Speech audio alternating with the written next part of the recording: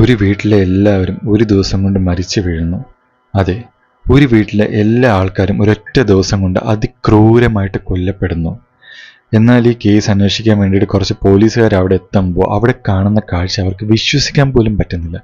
കാരണം എന്താണെന്ന് വെച്ച് കഴിഞ്ഞാൽ വീടിൻ്റെ വാതിലുകളെല്ലാം പൂട്ടിയിരിക്കുകയാണ്. പുറത്തുനിന്ന് ഒരൊറ്റ ആൾ പോലും വീടിനകത്ത് വന്നിട്ടില്ല. എന്നാൽ വീടിനകത്തുള്ളവരെല്ലാവരും അതിക്രൂരമായിട്ട് കൊല്ലപ്പെട്ടിരിക്കുകയാണ്. അത് മാത്രമല്ല, വീടിനകത്ത് ഈ കൊല്ലാൻ വന്ന ആളെ ഡിഫെൻഡ് ചെയ്യാൻ ശ്രമിച്ചതിൻ്റെ യാതൊരു ലക്ഷണങ്ങളുമില്ല. അവർ തിരിച്ച് ഫൈറ്റ് ചെയ്യാൻ ശ്രമിച്ചതിൻ്റെ യാതൊരു ലക്ഷണമില്ല. വീടിനകത്ത് ഒരൊറ്റ ലക്ഷണം മാത്രമേ ഉള്ളൂ: ഡെസ്പറേറ്റ് ആയിട്ട് രക്ഷപ്പെടാൻ ശ്രമിക്കുന്ന കുറേ മനുഷ്യർ. എന്നാൽ അവരെ ക്രൂരമായിട്ട് വേട്ടയാടി കൊന്നു തള്ളുന്ന ആരോ ഒരാൾ. അത് മാത്രമേ പോലീസുകാർക്ക് അവിടെ കാണാൻ പറ്റുന്നുള്ളൂ. പോലീസുകാർ ആ വീടിൻ്റെ ഓരോ മുക്കും മൂലയും അരിച്ചു പറക്കുകയാണ് എന്തെങ്കിലും തെളിവ് കിട്ടാൻ വേണ്ടിയിട്ട്. എന്നാൽ ഇങ്ങനെ എല്ലാ സ്ഥലങ്ങളും അന്വേഷിക്കുന്നതിൻ്റെ ഇടയിൽ അവർക്ക് അവിടെ മറ്റൊരു കാര്യം കൂടെ കണ്ടുപിടിക്കാൻ കഴിയുന്നു. അവർക്ക് പോലും വിശ്വസിക്കാൻ പറ്റാത്തൊരു കാര്യം: വീടിൻ്റെ ബേസ്മെന്റിൽ ഒരു പെൺകുട്ടിയുടെ ശവശരീരം കൂടെ. ആ പെൺകുട്ടി എന്നാൽ ആ വീട്ടിലെ ഒരു അംഗമല്ല. ആ വീട്ടുകാരുമായിട്ട് യാതൊരു ബന്ധവുമില്ല. ആ വീട്ടിലെ മറ്റുള്ള എല്ലാ ശവശരീരങ്ങളും അവർക്ക് ഐഡന്റിഫൈ ചെയ്യാൻ കഴിഞ്ഞു. പക്ഷേ ഈ പെൺകുട്ടിയുടെ ശവശരീരം മാത്രം അതവർക്ക് ഒരു രീതിയിലും കണ്ടുപിടിക്കാൻ കഴിയുന്നില്ല. അതാരാണെന്ന് അവർക്ക് മനസ്സിലാകുന്നില്ല. ആ പെൺകുട്ടി ആരാണെന്ന് അവർക്കറിയില്ല. ആ പെൺകുട്ടി എന്തിനവിടെ വന്നെന്നറിയില്ല. 5-6 ശവശരീരങ്ങളുടെ കൂട്ടത്തിൽ അവരുമായിട്ട് യാതൊരു ബന്ധവുമില്ലാത്ത മറ്റൊരു ശവശരീരം കൂടെ അവർക്ക് അവിടെ നിന്ന് കിട്ടുന്നു. ആർക്കും അറിയാത്ത, ആരാലും അറിയപ്പെടാത്ത ആ ശവശരീരത്തിന് അവർ ജെയിൻ ഡോ എന്ന് പേരിട്ടു. അതെ, ആ പെൺകുട്ടി അവർ ജെയിൻ ഡോ എന്ന് പേരിട്ട് വിളിച്ചു. അങ്ങനെ ജെയിൻ ഡോയും ആ വീട്ടിൽ മരിച്ച ബാക്കിയുള്ള എല്ലാ ശവശരീരങ്ങളുമായിട്ട് അവരൊരു മോർച്ചറിയിലോട്ട് പോവുകയാണ്. ആ മോർച്ചറിയിൽ പോയ ശേഷം എല്ലാ ശവശരീരങ്ങളും പോസ്റ്റ്മോർട്ടം ചെയ്യണം. പോസ്റ്റ്മോർട്ടം ചെയ്താൽ മാത്രമേ കൃത്യമായിട്ട് എന്തുകൊണ്ട് ഇവർ മരിച്ചു, അല്ലെങ്കിൽ എങ്ങനെ ഇവർ മരിച്ചു, മരണത്തിൻ്റെ കൃത്യമായിട്ടുള്ള കാരണങ്ങളിലോട്ട് ഇവർക്ക് പോകാൻ പറ്റുള്ളൂ. അപ്പോൾ അതിന് വേണ്ടിയിട്ട് ഇവർ ഈ ബോഡി എല്ലാം കൂടെ പോസ്റ്റ്മോർട്ടത്തിന് കൊണ്ടുപോകണം. അപ്പോൾ പോസ്റ്റ്മോർട്ടത്തിന് കൊണ്ടുപോകുന്നത് ടോമി എന്ന് പറയുന്ന ഒരാൾ നടത്തുന്ന ഒരു മോർച്ചറിയിലോട്ടാണ്. അപ്പം ടോമിയും ടോമിയുടെ മകനായ ഓസ്റ്റിനും കൂടെയാണ് ഈ പറയുന്ന മോർച്ചറി നടത്തുന്നത്. പക്ഷേ ഓസ്റ്റിന് ആക്ച്വലി അന്ന് വേറെ കുറച്ച് പ്ലാൻസ് ഉണ്ട്. ഓസ്റ്റിൻ്റെ ഗേൾ ഫ്രണ്ടുമായിട്ട് പുറത്തുനിന്ന് പോകാനും കറങ്ങാനൊക്കെ ഓസ്റ്റിന് പ്ലാൻ ഉണ്ടായിരുന്നു. എന്നാൽ ഈ കേസ് വളരെ അർജൻറ്റാണ്. ഈ കേസ് വളരെ സെൻസിറ്റീവാണ്. അപ്പോൾ ഈ കേസ് വളരെ അർജൻറ്റ് ആയതുകൊണ്ട് തന്നെ ഓസ്റ്റിന് തൻ്റെ പ്ലാൻസ് ഒന്ന് ഡ്രോപ്പ് ചെയ്യേണ്ടി വരുന്നു. ഓസ്റ്റിന് അവൻ്റെ അച്ഛൻ്റെ കൂടെ നിന്ന് ഈ പോസ്റ്റ്മോർട്ടം എല്ലാം ഇന്ന് നടത്തി വെച്ചുള്ളൂ. കാരണം ജനങ്ങൾക്ക് ഉത്തരം വേണം, എങ്ങനെ ഇവരെല്ലാവരും മരിച്ചു, എന്തുകൊണ്ട് ഇത് സംഭവിച്ചു. അപ്പോൾ അവർക്ക് എത്രയും വേഗം തന്നെ ഒരു ഉത്തരം കിട്ടിയേ പറ്റുള്ളൂ. അപ്പോൾ അതുകൊണ്ട് എന്താണെന്ന് വെച്ച് കഴിഞ്ഞാൽ ഓസ്റ്റിൻ അന്നത്തെ പ്ലാൻസ് എല്ലാം ഡ്രോപ്പ് ചെയ്ത് അച്ഛൻ്റെ കൂടെ നിന്ന് സഹായിച്ചുകൊണ്ട് തന്നെ ഈ പറയുന്ന പോസ്റ്റ്മോർട്ടംസ് എല്ലാം കംപ്ലീറ്റ് ചെയ്യാൻ വേണ്ടിയിട്ട് അവർ തീരുമാനിക്കുന്നു. അങ്ങനെ അവർ പോസ്റ്റ്മോർട്ടം തുടങ്ങുകയാണ്. ഈ ബോഡി പോസ്റ്റ്മോർട്ടം ചെയ്യുന്ന സമയത്ത് സത്യം പറഞ്ഞ ടോമിയും ഓസ്റ്റിനും വളരെയധികം അത്ഭുതപ്പെടുകയാണ്. കാരണം എന്താണെന്ന് വെച്ച് കഴിഞ്ഞാൽ ഈ ബോഡി ഒട്ടും പഴകിയിട്ടില്ല, വളരെയധികം പ്രിസർവ് ആയിട്ട് ഇരിക്കുകയാണ്. ബാക്കിയുള്ള ബോഡീസിനെ അപേക്ഷിച്ച് നോക്കുമ്പോഴേക്കും ഒരു രീതിയിലുള്ള ഡാമേജും ഈ ബോഡിക്കില്ല. എന്നാൽ പുറത്തു നിന്ന് യാതൊരു രീതിയിലുള്ള മുറിവുകളോ മറ്റൊന്നും കാണാൻ പറ്റുന്നില്ലെങ്കിലും ആ ബോഡിയിൽ വ്രിസ്റ്റ്, ആംഗിൾസ്, ഇങ്ങനത്തെ ബോൺസ് എല്ലാം കംപ്ലീറ്റ്ലി ഇടിച്ച് പൊട്ടിച്ചിട്ടുണ്ട്. എന്നാൽ ഈ ഡാമേജ് ഒന്നും അവർക്ക് പുറത്ത് കാണാൻ പറ്റുന്നില്ല. അപ്പോൾ അവർ വളരെയധികം കീനായിട്ട്, വളരെയധികം നല്ല രീതിയിൽ അവരതിങ്ങനെ ഒബ്സർവ് ചെയ്തുകൊണ്ടിരിക്കുകയാണ്. അപ്പോൾ അവർക്ക് മനസ്സിലായത് എന്താണെന്ന് വെച്ച് കഴിഞ്ഞാൽ ഈ പെൺകുട്ടി മരിച്ചിട്ട് അധികം സമയമായിട്ടില്ല. അങ്ങനെ അവർ വിചാരിച്ചുകൊണ്ടിരിക്കുകയായിരുന്നു. പക്ഷേ അവരെന്ത് ചെയ്യുന്നു വെച്ച് കഴിഞ്ഞാൽ പെൺകുട്ടിയുടെ കണ്ണൊന്ന് തുറന്നു നോക്കി.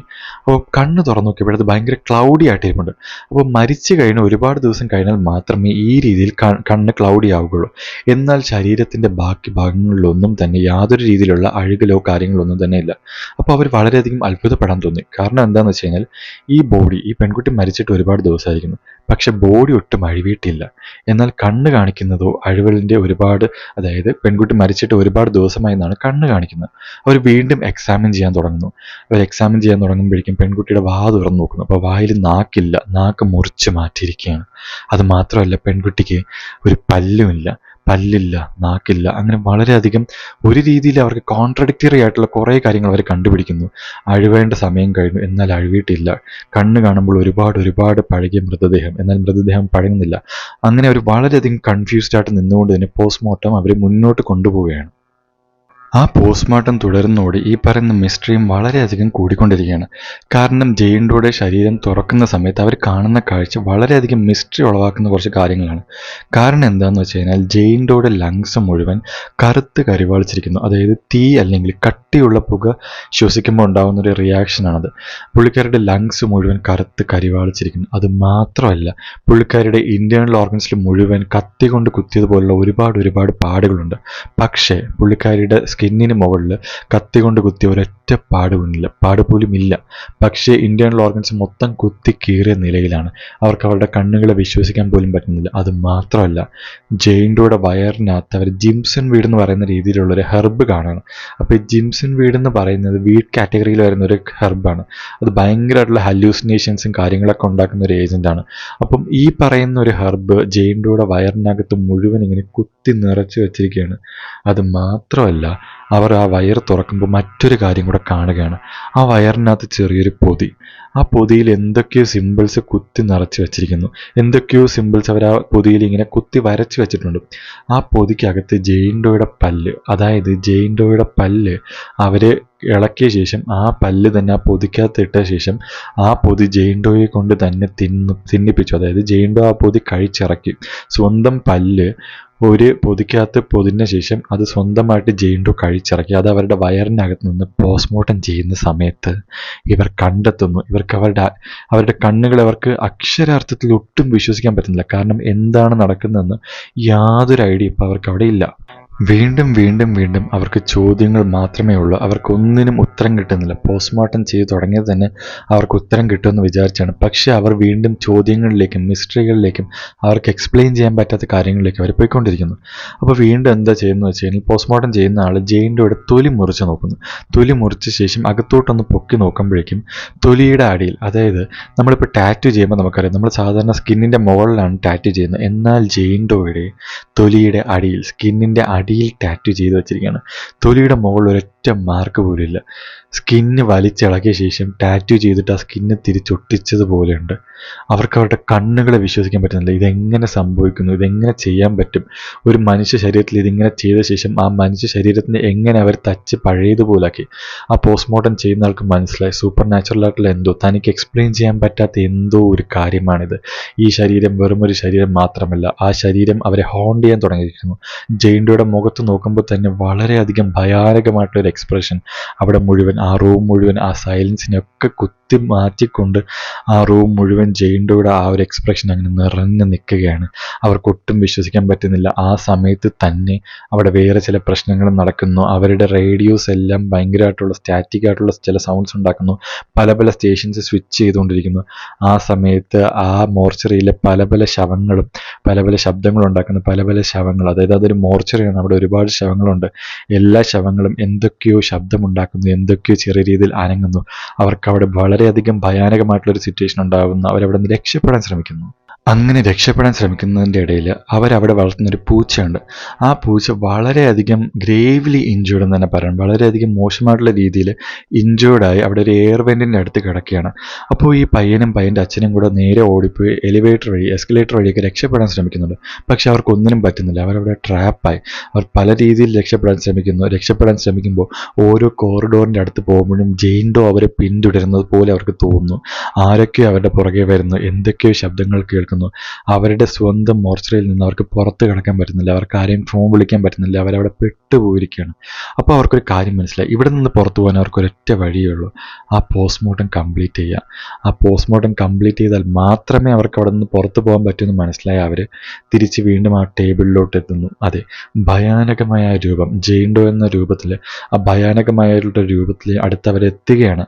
അവർ ജെയിൻ ഡോയുടെ ബ്ലഡൊക്കെ കാണുമ്പോൾ അവർക്ക് മനസ്സിലായിട്ടുണ്ട് ഈ പെൺകുട്ടിയുടെ ശരീരം, അതായത് ആ ഒരു ശരീരം മുറിക്കുന്ന സമയത്ത് ജെയിൻ ഡോയുടെ ശരീരത്തിൽ നിന്ന് ബ്ലഡ് വരുന്നുണ്ട്. അപ്പോൾ ബ്ലഡ് കാണുമ്പോൾ മനസ്സിലായി ഈ പെൺകുട്ടി മരിച്ചിട്ട് അധിക സമയമൊന്നും ആയിട്ടില്ല. എന്നാൽ ആ പെൺകുട്ടിയുടെ കണ്ണ്, ബാക്കിയുള്ള ഇന്റേണൽ ഓർഗൻസ് കാര്യങ്ങളൊക്കെ നോക്കുമ്പോൾ മനസ്സിലായി ഈ പെൺകുട്ടി മരിച്ചിട്ട് ഒരുപാട് കാലമായി.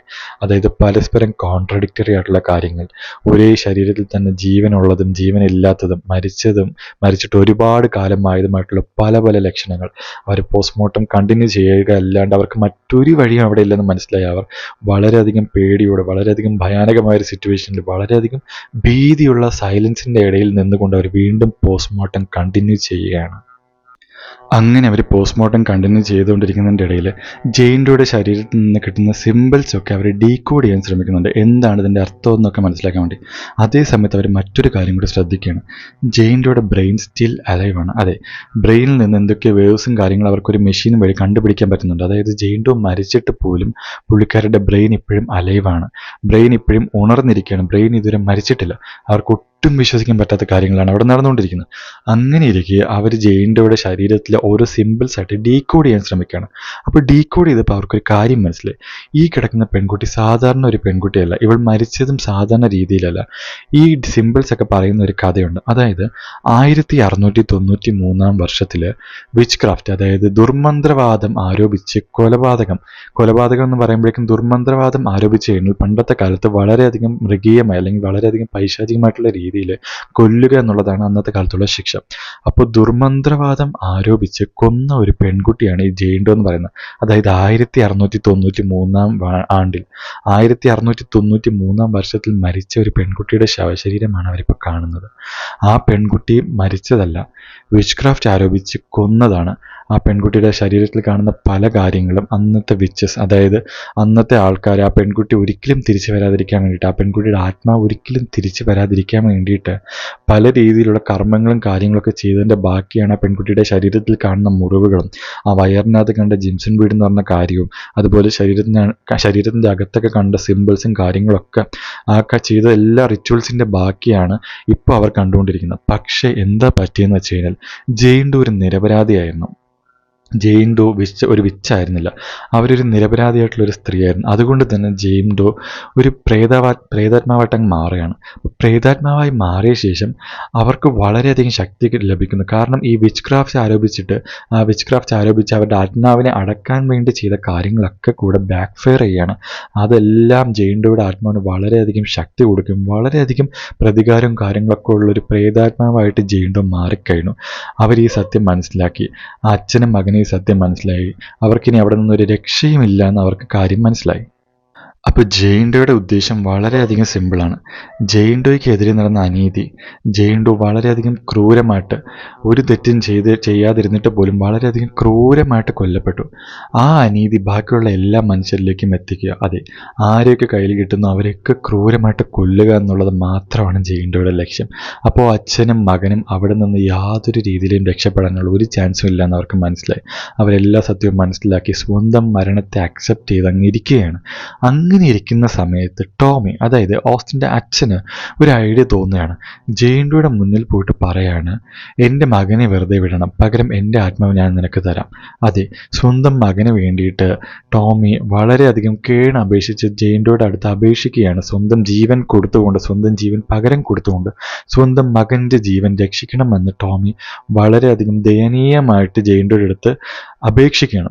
അപ്പോൾ ജെയിൻ ഡോ എന്ത് ചെയ്യുന്നറിയാവോ? ജെയിൻ ഡോ അപ്പോഴും അവിടെ മരിച്ച് ആ ശവശരീരമായിട്ട് ആ ടേബിളിൽ കിടക്കുകയാണ്. എങ്കിൽ പോലും ജെയിൻ ഡോ എന്ത് ചെയ്യണമെന്ന് വെച്ച് കഴിഞ്ഞാൽ ജെയിൻ ഡോ ടോമി എടുക്കുന്നു. ടോമിയുടെ വാക്ക് കേട്ട ശേഷം ടോമി എയറിലോട്ട് പറന്നു പോകുന്നു. ടോമിയുടെ കൈയും കാലും ഒക്കെ ഒടിഞ്ഞു തൂങ്ങുന്നു. ടോമി വളരെ ക്രൂരമായിട്ട് അവിടെ മരിച്ചു വീഴുന്നു.